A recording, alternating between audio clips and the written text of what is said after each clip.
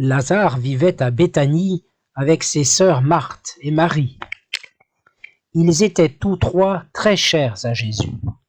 Quand Jésus apprit que Lazare venait de mourir, Jésus décida de s'y rendre.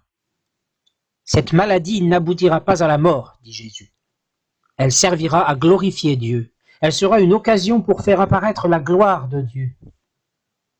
Notre ami Lazare est endormi, je vais aller le réveiller. » Ses disciples croyaient que Jésus parlait de sommeil ordinaire.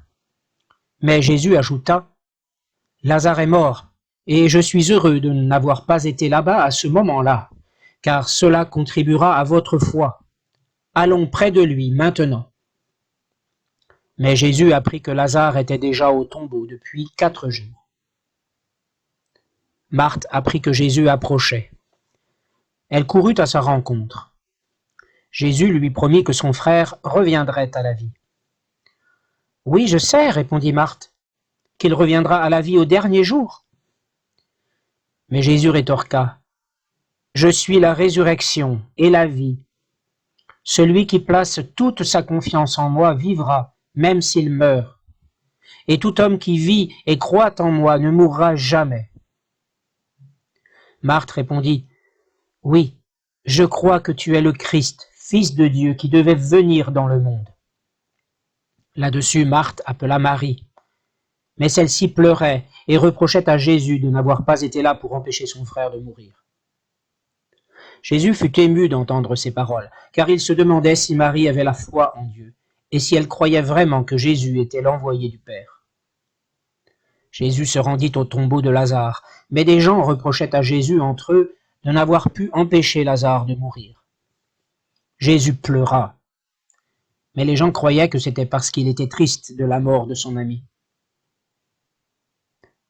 Toujours ému par l'incrédulité autour de lui, Jésus demanda à Marthe d'ôter la pierre, mais elle rétorqua, « Seigneur, cela fait 4 jours qu'il est là. Il sent déjà. » Et Jésus dit, « Rappelle-toi, si tu crois, tu verras la gloire de Dieu. » On ôta la pierre, et Jésus loua le Père pour avoir exaucé sa prière. Puis il cria, « Lazare, sors de là !» Le mort sortit, entouré de bandelettes, sans dire mot.